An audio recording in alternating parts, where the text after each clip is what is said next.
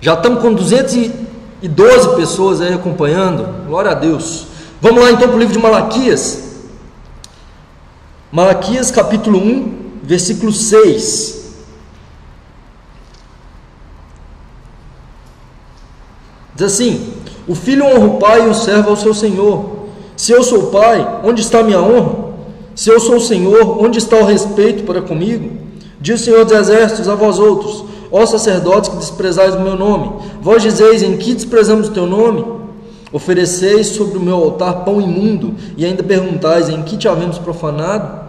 Nisto que pensais, a mesa do Senhor é desprezível. Quando trazeis animal cego para o sacrificardes, não é isso mal? E quando trazeis o coxo ou o enfermo, não é isso mal? Ora, apresenta ao teu governador.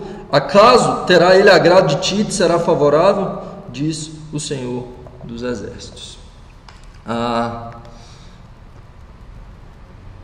O livro de Malaquias é o último do Antigo Testamento, né, no nosso cânon aí, na nossa Bíblia em português. Não significa que na Bíblia hebraica isso aconteça. Na verdade, existem 3 divisões na Bíblia hebraica, que é a lei, o Pentateuco, depois os profetas e por último os escritos, né? Onde o último livro da Bíblia hebraica dos judeus é 2 Crônicas. Mas na nossa Bíblia o último livro é Malaquias, muito provavelmente porque ele está muito próximo aí do período dos 400 anos de silêncio, né, que a gente tem entre o Antigo Testamento e o Novo aí. Então ele está muito próximo aí de 400 antes de Cristo, né? Então ele é o último profeta a profetizar antes do período pós-exílico. Então o significado do nome de Malaquias significa meu mensageiro, que tem uma proximidade com o significado do nome de Miguel. Então, no caso do Malaquias, qual que é a questão aí? O Malaquias não necessariamente é um nome. Então a gente não vê outros Malaquias na Bíblia. Isso possivelmente pode ser um título de profeta. Então há entre alguns estudiosos aí alguns questionamentos se de fato esse seria o nome dele. Mas como não tem o nome dele, então segundo a nossa tradição aí ficou como o Malaquias, né? Mas pelo significado poderia de fato ser um título aí do nome do profeta. E esse livro ele vai apresentar um pouco primeiro sobre a questão do amor de Deus e a resposta infiel do povo de Deus a esse amor. E por fim, o dia do Senhor que virá e a purificação do seu povo que Deus irá fazer. E em todo o livro tem sequências de declarações de Deus, perguntas do povo e o que estava acontecendo naquele momento. Então se a gente for ver, por exemplo, no capítulo 1, versículo 2, a gente tem Deus dizendo: eu tenho amado vocês, e o povo responde. Então constantemente no livro de Malaquias você vai ver Deus afirmando algo e o povo respondendo. E Deus respondendo a pergunta desse povo. Então no versículo 2 ele diz: eu tenho amado vocês. E o povo responde: em que nos tem amado? E Deus diz: olha, eu tenho abençoado Israel acima das outras nações. No versículo 6 que nós lemos ele diz: se eu sou pai, onde está a minha honra? E o povo responde: em que nós desprezamos o teu nome? E Deus responde: vocês não oferecem o seu melhor. O povo pergunta: não nos criou o mesmo Deus? Por que seríamos desleais uns para com os outros? Deus responde: vocês defraudam uns aos outros e principalmente têm feito isso na área do divórcio. Deus diz: vocês me enfadam com a palavra de vocês. Eles dizem: em que nós enfadamos? E o povo responde, e Deus responde: vocês não vivem de forma justa. Isso vai acontecer de diversas formas. No 3,7 Deus diz: tornem para mim e eu vou me tornar para vocês. Eles dizem: em que havemos de tornar? E Deus diz: olha, vocês não são fiéis a mim. E Deus diz: as vossas palavras foram duras para mim. Eles dizem: o que temos falado contra ti? Ele diz: vocês agem como se fosse em vão me servir. Então em todo esse livro Deus responde ao questionamento do seu povo. Mesmo esse povo sendo infiel, a graça e o amor de Deus revela um Deus se relacionando com esse povo pecador, esse povo que está em desobediência, que está em rebeldia contra ele, e Deus ainda dialogando com esse povo e respondendo para esse povo com um objetivo só, que é fazer que esse povo se volte para ele, mesmo com esse povo sendo duro, mesmo com esse povo questionando: a gente não está fazendo nada, está tudo certo aqui. E só para a gente ter um contexto do que estava acontecendo naquela época, primeira coisa, o tempo de milagres já tinha passado. Então o contexto daquele povo é que Deus não operava mais. Isso aconteceu lá na época de Elias, Eliseu e para trás, com Moisés. Hoje Deus não tem operado mais. O cativeiro babilônico, então aquele sentimento de fato de se voltar para o Senhor, que os libertou do cativeiro, era apenas uma lembrança dos antepassados. Hoje eles já estavam restituídos e reconstruindo sua história na sua cidade. As reformas que foram feitas por Neemias no contexto pós-exílico, 2 gerações depois da volta do exílio, também estavam sendo esquecidas. E os cultos agora deixam de ser algo vivo e focado na glória de Deus e em honrar o Senhor, e passam a ser práticas rotineiras, passam a ser algo que eles fazem sem nenhum entusiasmo. E esse contexto que Malaquias entra para poder falar para esse povo é um contexto de apatia e sonolência espiritual. E aí a gente já entrando no texto, no capítulo 1, então a gente vê Deus convocando seu povo para uma audiência, onde o povo quer colocar Deus como réu, e no final o povo se torna réu. E Deus manda que chamem os montes para poder testemunhar disso. E ele se coloca diante desse povo e diz: olha, vocês são amados por mim, eu amo vocês. E o primeiro questionamento desse povo é: em que nós temos amado? Em que o Senhor nos tem amado? E aqui nós temos uma referência que Paulo vai citar lá em 1 Coríntios, lá em Romanos 9, que ele diz: olha, não foi Esaú irmão de Jacó, eu porém amei Jacó, contudo eu aborreci a Esaú. Então aqui ele diz: olha, eu amei Jacó, eu amei Israel, e eu aborreci Esaú, eu aborreci Edom. Isso vai ser citado de novo lá em Romanos 9, quando Paulo vai explicar o propósito da eleição. Amei Jacó, porém aborreci Esaú. Primeira coisa que a gente deve compreender e entender o contexto. São contextos diferentes que são explicados. Primeiro por Paulo em Romanos 9, depois você pode ler lá e vir perguntar para mim. A gente pode discutir um pouco do que Paulo está dizendo, isso dá um outro estudo gigantesco. E o que Deus está dizendo aqui em Malaquias, né? Então sempre quando a gente tem a aplicação do Antigo Testamento no Novo, existe sim um contexto histórico e real para o momento, e existe sim algo que vai ser posteriormente interpretado no Novo Testamento, então inclusive profecias, né? Então quando a gente vê aqui, o que Deus está falando? Olha, eu elegi Israel, vocês não mereciam. Então quando eram os gêmeos, Jacó e Esaú, e os dois de certa forma eram maus, porque tanto Jacó quanto Esaú pecaram.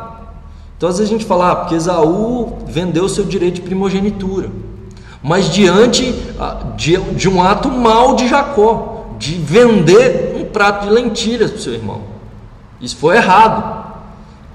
Então a questão é que Jacó e Esaú eram ruins, nenhum dos dois merecia ser eleito por Deus, mas Deus, por sua graça, por seu amor, ele escolhe Jacó, ele escolhe esse povo de Israel, mas com um propósito. Não é de salvar só Israel e condenar todo o povo de Edom e condenar todo o resto da terra. O propósito de Deus era, por meio de Israel, levantar o Rei dos Reis, levantar Cristo o Senhor, para que toda a terra e todas as famílias da terra pudessem ser benditas nele e se voltarem para o Senhor, porque toda a humanidade havia se perdido.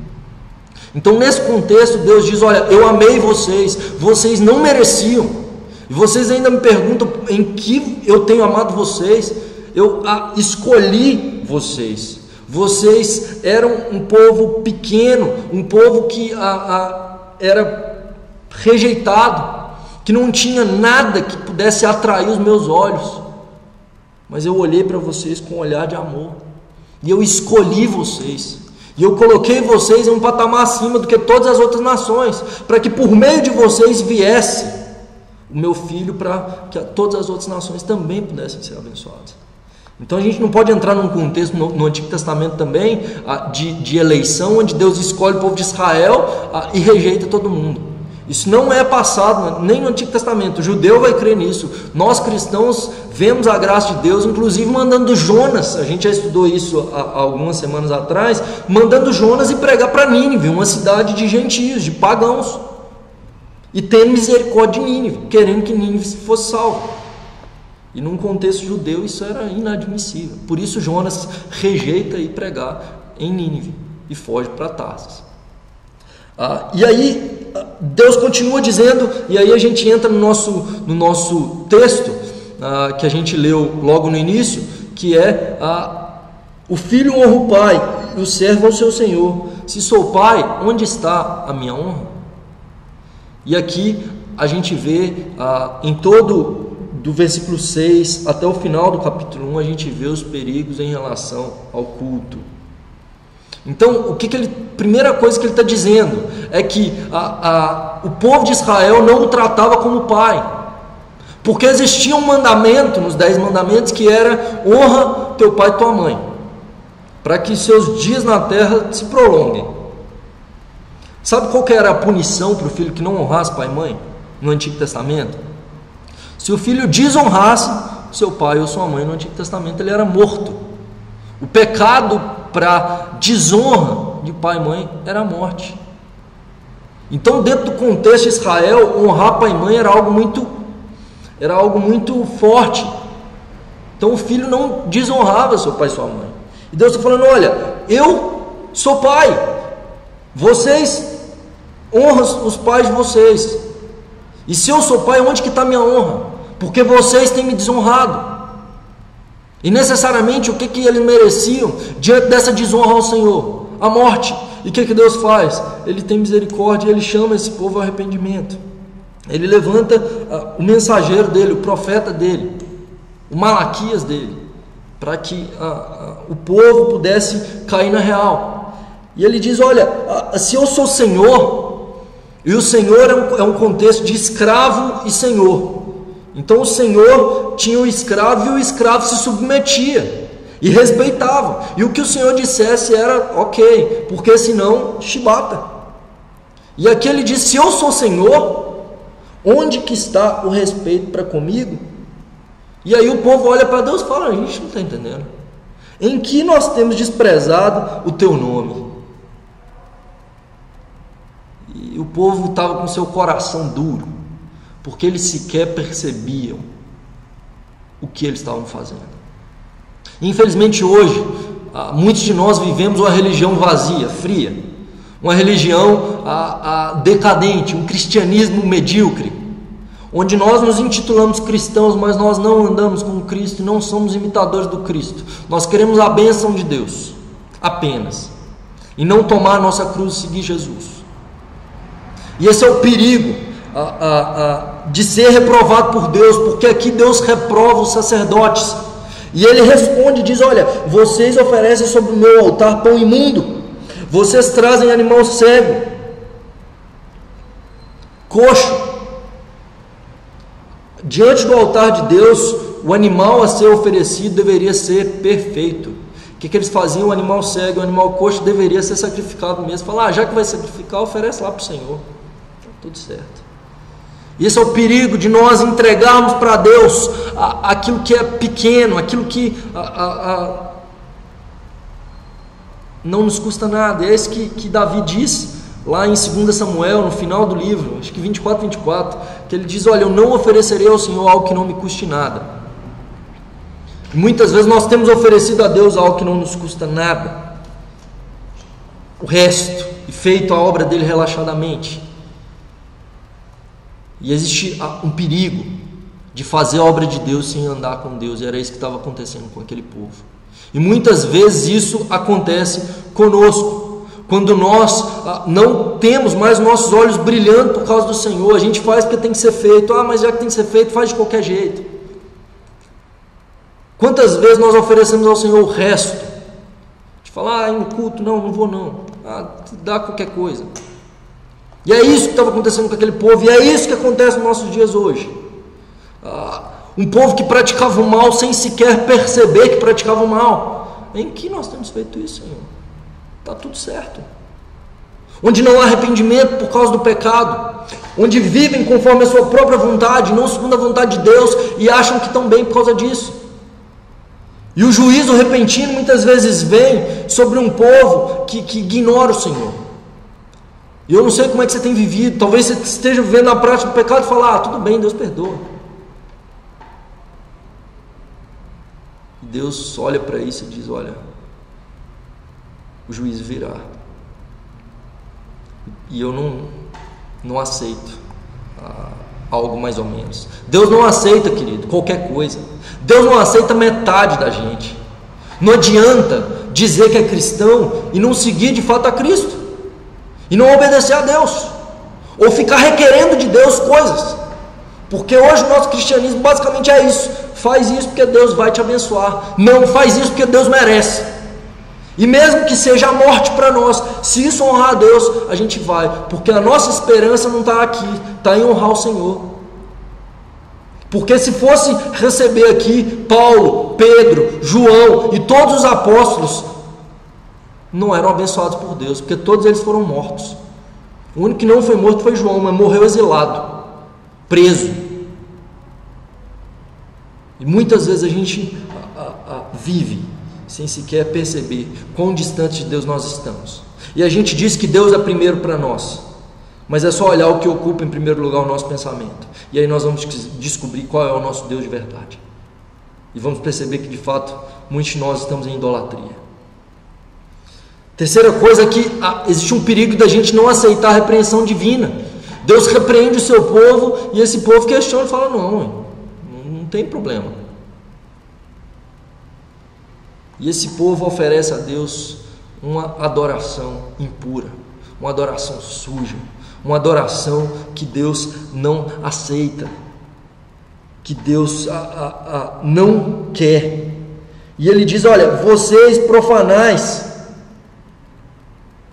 o meu nome, porque desde o nascente do sol até o poente, grande entre as nações é o meu nome, em todo lugar é queimado incenso e trazidas ofertas puras ao meu nome, porque o meu nome é grande entre as nações, mas vocês profanais o meu nome, dizendo que a mesa do Senhor é imunda, e a comida que é oferecida lá é desprezível, e ainda dizem que canseira, e me desprezam, diz o Senhor, e ofereceis dilacerado o coxo enfermo.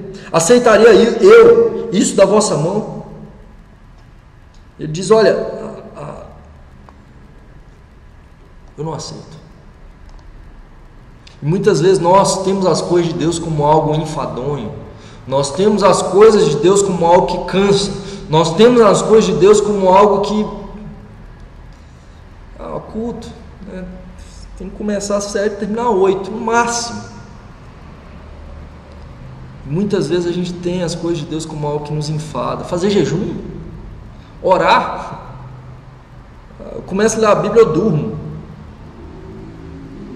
Será que você é cristão de verdade? Porque muitos de nós talvez temos um conceito de ser cristão.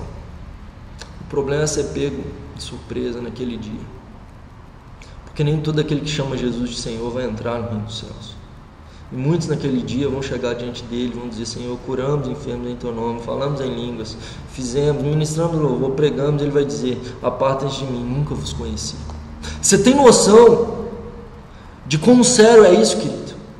De que o destino eterno da sua alma está em jogo, e muitas vezes você está enfadado com as coisas do Senhor, justamente porque você está apaixonado por lixo, porque você se apaixona por coisas como BBB, videogame, tantas coisas que você prefere ao invés da presença do Senhor.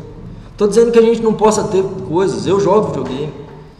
Estou dizendo o que é a prioridade, em que nós nos alegramos mais.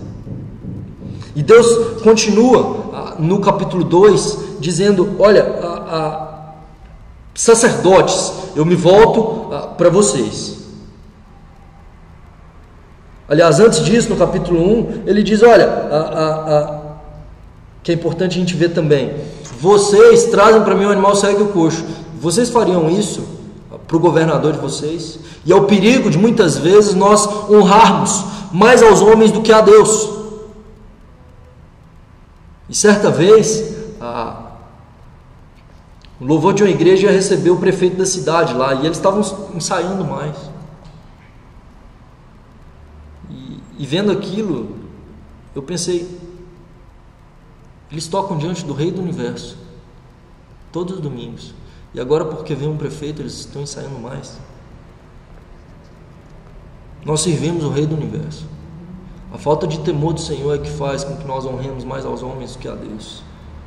A falta de temor do Senhor é que faz com que muitos líderes ditos evangélicos busquem mais dinheiro do que a glória do Senhor, busquem mais números do que a honra de Deus. E eu digo isso porque eu prego a palavra de Deus, e eu também estou à frente de uma comunidade, mas diante de mim ainda há temor, e eu dobro os meus joelhos para que eu nunca perca isso, porque aquele que está de pé cuide para que não caia. E Paulo, em 1 Coríntios 9, ele termina esse capítulo dizendo, porque eu mesmo esmurro meu corpo e o reduzo à escravidão, para que, tendo eu pregado a outros, eu mesmo não venha a ser desqualificado. Então, querido, você acha que você é cristão e está tudo certo, e você acredita na perseverança dos santos? Tome cuidado, porque você precisa guardar a fé.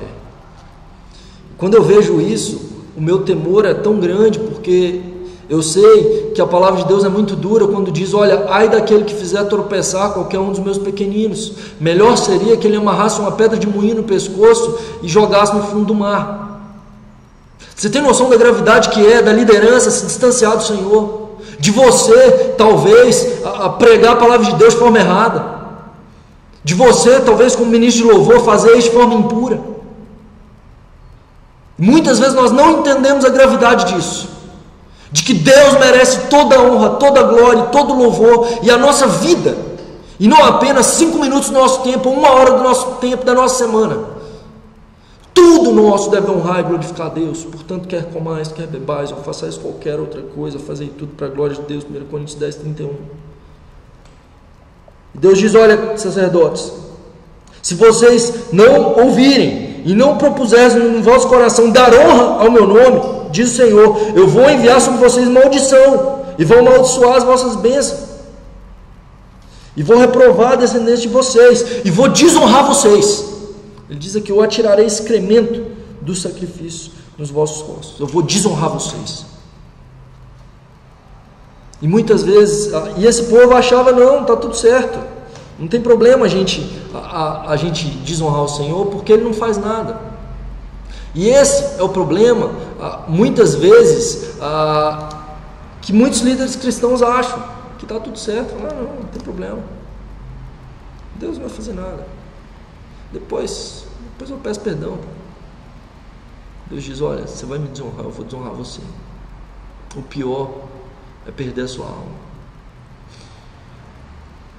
E Deus direciona esse povo sobre o que é a bênção de ser um verdadeiro ministro, do que é de fato ser abençoado por Deus.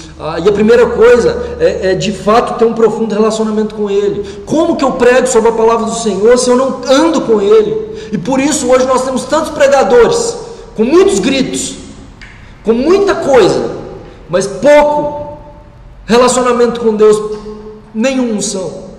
E é necessário criar microclima, falso clima, onde grita muito e vive-se pouco. Nós precisamos andar com Deus, lutar pela unção, lutar para que Deus de fato fale conosco, para que também a gente possa falar com as pessoas ao nosso redor. Segunda coisa é que o ministro, o homem de Deus, ele deve ser incorruptível na doutrina, ele deve conhecer e não distorcer a palavra de Deus.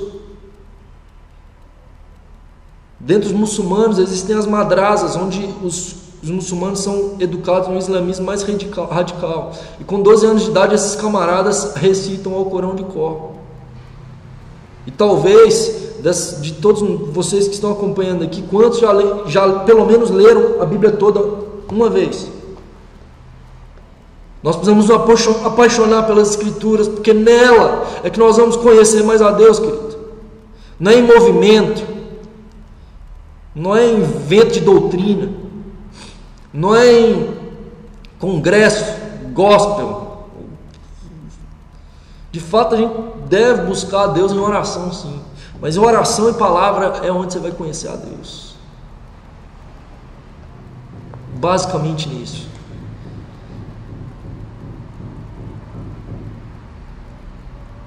E o falso ministro, ele não anda com Deus. Ele perverte o ensino da palavra de Deus.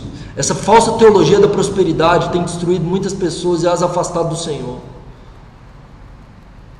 O que a teologia da prosperidade vai dizer para um cara que o ente querido dele morreu? O ente querido dele não, né? A morte vem para todo mundo. O que a teologia da prosperidade vai dizer sobre isso? O que a teologia da prosperidade vai dizer sobre as tragédias que acontecem sobre justos e injustos? O que a teologia da prosperidade vai dizer sobre missionários que estão entregando suas vidas ou igrejas que são perseguidas? Porque aqui no Brasil é muito fácil falar sobre prosperidade em um país com tanta abundância de coisas. Mas existem cristãos no mundo que precisam vender seus órgãos para poder comer. Homens e mulheres de Deus que por crerem em Cristo são mortos, são perseguidos. Homens e mulheres no Irã que por crerem em Cristo são presos. Que tipo de teologia é essa? Distorcida sobre as Escrituras. É melhor que essas pessoas virem judeus, porque pregam só o Antigo Testamento e não interpretam a visão do Novo, porque a chave da Bíblia é Jesus. E ele continua dizendo no capítulo 2, do 10 em diante, sobre uma advertência contra a infidelidade conjugal. Ele diz: olha, vocês têm profanado a minha aliança. E eles questionam: mas como que a gente é desleal e em que a gente tem profanado sua aliança, Senhor? E Deus responde: vocês têm sido desleal. Vocês profanaram o santuário do Senhor e se casou com adorador de Deus estranho. Vocês abandonaram a mulher da tua mocidade e casaram com outra. O que Deus está dizendo é, no versículo 16: eu odeio o repúdio e também aquele que cobre de violência suas vestes. Portanto, cuidai de vós mesmos, não sejais infiéis. Quando eu sou infiel no meu casamento, eu não estou cuidando de mim mesmo. O divórcio é algo que Deus abomina, é algo que Deus rejeita. Quando isso é feito de forma a buscar o nosso próprio prazer, quando isso é feito para que a nossa carne seja saciada. E de maneira nenhuma Deus se agrada do divórcio. O divórcio é algo que vem por causa do pecado, por causa da infidelidade. E é somente nesse caso que Deus aceita o divórcio. E mesmo assim Ele direciona a perdoar. E o divórcio vai ser feito por quem não perdoa a infidelidade. Casamento é eterno. Casamento é algo que é uma aliança de amor e que Deus não permite que seja quebrada. O divórcio é algo que vai mostrar que Deus,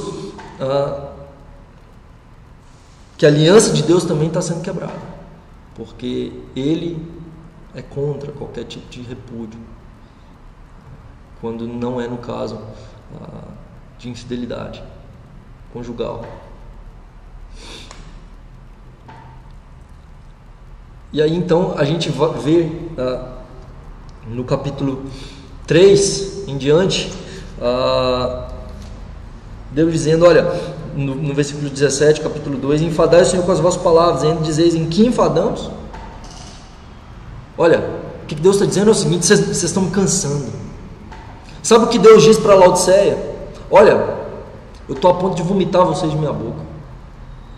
Ele está dizendo isso para uma igreja, para pessoas que se dizem cristãs, e Jesus diz, olha, eis que estou à porta e bato. Ele não está dizendo isso para não cristão, como uma mensagem evangelística, como muitos fazem. Ele está dizendo isso para a igreja, eu estou do lado de fora da igreja. E aqui ele está dizendo, o Senhor diz a mesma coisa, vocês me cansam. Ele diz, olha, e aqui no capítulo 3 ele vai falar, eis que envio meu mensageiro que preparará o caminho diante de mim. De repente virá a seu templo, Senhor, a quem vós buscais, o anjo da aliança, a quem vós desejais, eis que ele vem, diz o Senhor dos exércitos. E aqui Deus diz, olha, a vinda do Senhor, ela vai ser precedida pelo seu anjo, e que esse juízo vai vir. E ele diz, olha, quem poderá suportar o dia da sua vinda? E quem poderá subsistir quando ele aparecer? Porque ele é como o fogo do ourives e como a potássia dos lavandeiros. O dia do juízo de Deus virá inesperadamente. E virá certamente. E ele virá para restaurar. Porque quando ele diz, virá como o fogo do ourives e potássia dos lavandeiros, o fogo do ourives é para purificar o ouro. A potássia dos lavandeiros é para que deixe a roupa limpa, que lava a sujeira externa. O fogo vai purificar, a potássia vai lavar a sujeira. E esse fogo vai vir para restaurar e purificar o povo de Deus. Ele diz, olha, então a oferta de Judá e de Jerusalém será agradável ao Senhor, como nos dias antigos. E eu vou chegar a vocês prejuízo, e serei testemunha veloz contra feiticeiros, contra adúlteros, contra os que juram falsamente, contra os que defraudam o salário do pobre, e oprimem a viúva e o órfão, e torcem o direito do estrangeiro e não me temem.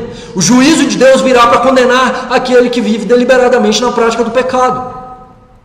Aqueles que estão em rebeldia contra Deus serão condenados. E Deus vai purificar aqueles que o servem de coração. E ele diz, porque eu, Senhor, não mudo, por isso vós, ó filhos de Jacó, não sois consumidos. Eu não consumo e não destruo vocês, porque eu não mudo por amor do meu nome, porque eu prometi. E só por isso eu não destruo vocês. E o mesmo acontece hoje. Deus é misericordioso e por isso Ele não destrói o mundo. E por isso, mesmo com toda a maldade, Deus ainda permite que a gente continue respirando. E ainda nos chama ao arrependimento. É isso que Ele faz com esse povo aqui, isso que Ele faz com a nossa geração, que hoje está tão perdida. E Ele diz, olha, vocês têm desviado os meus estatutos e não guardado. Voltem para mim e eu vou voltar para vocês. Ele diz, mas em que nós temos roubado o Senhor? Ele diz, roubará o homem a Deus. Em que nós temos roubado? E Deus diz, roubará o homem. Vocês não têm trazido os dízimos e as ofertas perante mim. Trazei todos os dízimos. Esse versículo é muito conhecido nas igrejas neopentecostais, as igrejas que pregam a teologia da prosperidade, né? Provavelmente todo culto você deve ouvir esse versículo lá. Trazei todos os dízimos à casa do tesouro, para que haja mantimento na minha casa. E provai, ministros do Senhor dos Exércitos, se eu não vos abrir as janelas dos céus e derramar sobre vós bênçãos sem medida. Só porque muitos usam esse versículo deliberadamente, mais do que outros, não significa que esse versículo não esteja nas Escrituras. E muitos dizem, o dízimo não deve mais ser dado. Jesus, ele diz, olha, os fariseus, vocês fariseus, dão os dízimos do hortelã, do coentro, vocês dão dízimo das pequenas coisas, e vocês ignoram as coisas grandes, que é a obediência a Deus, a misericórdia. Ele diz, olha, vocês devem fazer essas coisas, que é dar o dízimo até das pequenas coisas, mas vocês não podem deixar de lado aquelas outras. Jesus não fala contra o dízimo. Pelo contrário, sobre dinheiro, a Bíblia fala 2000 vezes. porque o dinheiro muitas vezes é algo que vai trazer destruição para nós. E Deus instituiu o dízimo, instituiu um dia da semana como educação do seu povo, para que possam depender dele e saibam reconhecer que vem dele todas as coisas, que eles são mordomos do Senhor, e para que o seu tempo também seja dele, que pelo menos um dia da semana eles têm que parar e se voltar para o Senhor. No Novo Testamento isso muda de figura, porque o dízimo deixa de ter o foco, porque as pessoas vendiam tudo. Não era mais o dízimo, era mais do que o dízimo era o mínimo. Então eu estou falando sobre isso aqui, mesmo porque eu nem vou pedir dízimo para vocês, então não tem porquê, né, tá falando sobre isso, falar, então me dá o dízimo, nem tem, é de graça esse estudo, não vou dar depósito, conta nenhuma para você depositar nada. Estou te falando porque é o que está na palavra de Deus. E muitas pessoas que pregam contra o dízimo é justamente porque o bolso dela não se converteu, porque as finanças dela não se converteram. Daniel, eu posso pegar o meu dízimo sim, é 10% do que você recebe, e dar em outro lugar? O texto é claro em dizer: trazei todos os dízimos à casa do tesouro para que haja mantimento na minha casa. Se a igreja prega a teologia da prosperidade, nem frequenta, não é nem dar o dízimo lá não, porque quem dá dinheiro lá não está querendo honrar a Deus, ele está querendo ser abençoado, porque estão dizendo: você dá tanto, você vai receber 10 vezes mais. O cara fala: beleza, vou dar até 20%, que eu vou receber 200. Os caras estão lá não buscando Deus, eles estão lá buscando ouvir o que eles querem ouvir, e juízo vem sobre eles, sobre a liderança deles mesmos, porque eles estão lá querendo ouvir aquilo que eles desejam. O cara está passando a peta, ele quer aquilo, ele não quer Deus. Porém, se você é um cristão convertido ao Senhor, que frequenta uma igreja que é bíblica, você deve dar o dízimo na sua igreja, porque a sua igreja deve cuidar da viúva e do órfão, a sua igreja deve se envolver com a ação social e transformação da sociedade, algo que deve acontecer. A sua igreja deve olhar para as pessoas que estão dentro da sua igreja passando dificuldade. Então, hoje eu tenho uma comunidade, a gente começou em janeiro, então a igreja é desse tamanhozinho, em termos de pessoas, a gente tem umas 30 pessoas, mas e o dízimo lá muito pouco, né, em termos de valor. É um bairro muito carente, mas isso deve se reverter em cesta básica para membros, para pessoas da comunidade que têm dificuldade. Isso acontece lá na nossa. Isso deve se reverter em transformação da sociedade. Nós temos um projeto de ação social, de esporte para as crianças em situação de risco lá naquela comunidade, totalmente gratuito. Um projeto onde a gente dá também aula de educação para a vida para aqueles adolescentes. E nem dá para sustentar a própria igreja, nem o próprio aluguel. Mas os dízimos são para isso, porque nós precisamos de ter um lugar para ir. Não, a gente reúne em qualquer lugar e tal. Igreja é quando a gente se reúne. Não existe cristão sozinho, falando: não, eu sou crente, eu. Não existe isso, querido. É Pai Nosso, porque necessariamente quando eu reconheço Deus como Pai, eu reconheço o próximo como meu irmão. Eu recebo o dom para abençoar a igreja. E que igreja é essa? É física, sim, porque a igreja invisível só Deus vê. Então quem defende só a igreja invisível é porque ele se acha melhor do que os outros. Deus manda a carta em Apocalipse 2 e 3 para igrejas físicas. Laodiceia é uma igreja física que Deus se importa com ela e chama essa igreja ao arrependimento. Estava toda errada, não tem elogio nenhum para ela, mas era física. E o dízimo deve ser dado na igreja onde você congrega. E essa igreja, assim, não pode se perder. Se sua igreja está perdida, ou você busca uma reforma para essa igreja, se voltar ao Senhor e em oração, ou não fique nessa igreja, se ela de fato não prega a palavra de Deus. Vá para uma igreja bíblica. Então, o dízimo é algo bíblico, é algo que nós devemos dar. E essa bênção não é necessariamente financeira. A bênção de Deus deve estar sobre nós todos os dias. Que bênção é essa? É ter muito dinheiro? Não, porque senão o Ike Batista era o cara mais abençoado do Brasil, ou sei lá quem é mais rico que ele no Brasil. Senão todo mundo que é rico é mais abençoado do que o pobre. E isso não é verdade. Se fosse verdade, os maiores índices de suicídio estariam nos países pobres do mundo e não nos países ricos, como nós vemos. Então a bênção de Deus vem sobre a forma da presença dele. E de tudo que for necessário para nós, Ele vai suprir, porque Ele não vai nos bastar. E não significa que é ausência de necessidade. Eu já vi gente falando, não, prosperidade é ausência de necessidade. Paulo diz em Filipenses, dizendo, olha, eu estou contente tendo abundância de coisa e passando necessidade, porque eu aprendi a viver contente em toda e qualquer situação. Tudo posso naquele que me fortalece. Tem gente que usa esse texto para prosperidade, tudo posso naquele que me fortalece, não vê o contexto. Ou então, em todas as coisas nós somos mais que vencedores. Que coisas? Na morte, frio, fome, nudez. Então a bênção de Deus é a presença dEle, de saber que Ele está conosco. E Davi, quando diz no Salmo 23, o Senhor é meu pastor e nada me faltará. Ele estava sendo perseguido, e ele sabia que tendo Deus ele não precisava de mais nada. E por fim, Deus faz a diferença entre o justo e o perverso. Ele chama esse povo à restauração e Ele faz a diferença entre o trigo e o joio. Ele diz, olha, o joio não só desobedece a Deus, mas ele também afronta a pessoa de Deus.